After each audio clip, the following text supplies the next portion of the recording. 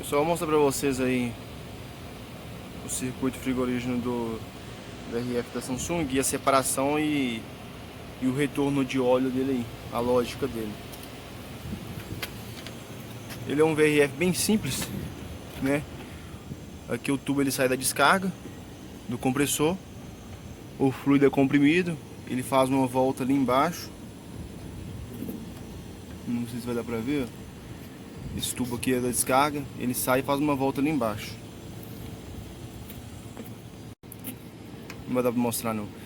Depois que ele faz aquela volta ali embaixo, ele sobe aqui nesse tubo. E aqui nós temos essas duas verificações. Aqui é o pressostato, que é uma entrada digital, né? Então se subir muita pressão ele abre o contato ou então ele fecha o contato. Ele é digital. E aqui nós temos o transdutor, que utiliza esses três cabos, que é uma entrada analógica. De acordo com a pressão, ele vai variando a resistência dele, ele vai fornecendo uma entrada analógica para o sistema. E com isso ele vai informando aí a pressão de descarga para o sistema. E aí o fluido ele sobe nesse tubo aqui. Os VRFs eles têm essa lógica porque o óleo ele lubrifica o compressor. Então nós temos duas maneiras de retorno de óleo: ou pelo arraste, né, o próprio fluido, quando ele já está ele passa no evaporador, mas na fase líquida ele começa a arrastar, né, começa a trazer o óleo, ou por separação. Aí quando o óleo ele entra aqui nesse separador, ele é um separador ciclone, né, ele entra aqui ele é descarregado aqui, e aí ele vai bater nas paredes lá dentro. Internamente ele tem os mecanismos dele de separar o óleo, um separador ciclone. Esse fluido sobe. Quando esse fluido sobe, ele passa por esse tubo que eu estou mostrando aqui. Aí tem essa soldinha aqui padrão LG, ó, LG Samsung.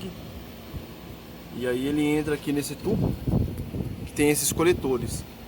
Quando ele entra na serpentina, né, por esses tubos aqui, ó, esses mais grossos aqui de 1/4.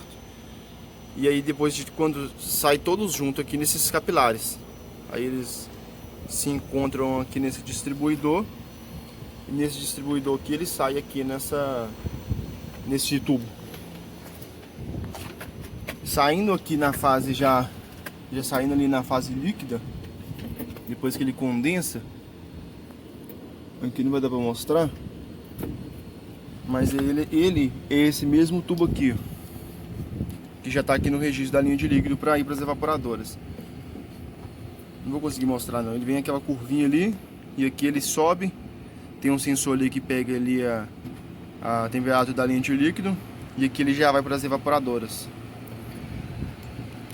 Ele tem essa válvula de expansão eletrônica. Geralmente os VRFs usam essa válvula. Ele pega o tubo ali da linha de líquido, e aí se o sistema vê que você não tem um bom subresfriamento, às vezes o condensador está sujo, a temperatura externa está muito alta, alguma coisa nesse sentido, ele vê que você não teve uma boa troca, por exemplo, aí ele abre um pouco essa válvula e pega o próprio fluido ali da linha de líquido, e aí ele expande ele de novo, né? Aí ele expande ele de novo, e aí ele volta aqui vai para a linha de líquido. Vocês podem ver que o tubo fica aqui na saída do registro, a válvula fechada, e ele pega o mesmo fluido o fluido que ele expande é o mesmo desse tubo. Então o fluido está vindo líquido ali do condensador e passando aqui por esse registro, né, seguindo o fluxo dele normal. Aí a válvula só pega esse mesmo fluido e dá uma expandida nele para poder melhorar aí o subresfriamento. E aí, logo após que ele foi nas evaporadoras, evaporou, ele volta aqui, né, na forma de vapor. Ele volta aqui nesse tubo mais grosso, passa aqui por esse filtro,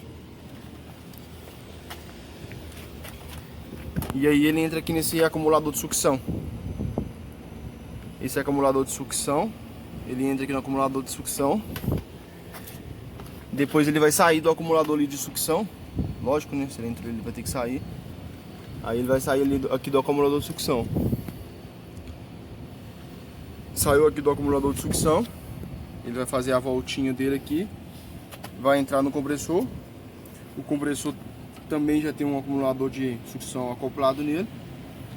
E aí ele faz aí o fluxo dele. E aqui também ele tem um transdutor na sucção, né? E como ele tem um transdutor na descarga, ele tem um na sucção.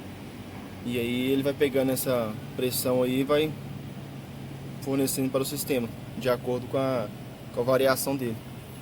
E aí o que eu queria mostrar? A separação de óleo, né? O fluido ele entra, ele vai batendo, separando e vai pro condensador. O óleo sai naquele tubinho ali preto de 1/4.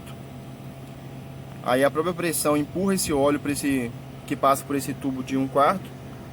O VRF da Hitachi, da Daikin também é assim. Ele passa ali pelo...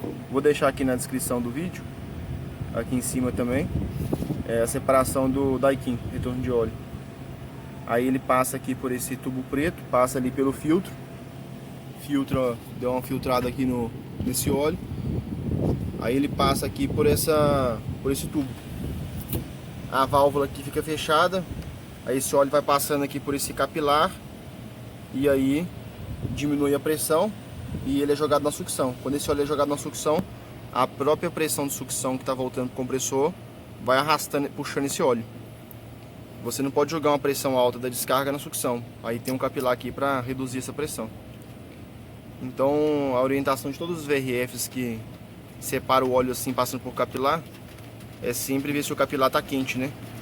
Porque se ele não estiver quente, ele pode estar entupido ou o filtro está entupido. E aí se ele entupir, o óleo não retorna aí para o compressor, podendo aí danificar ele.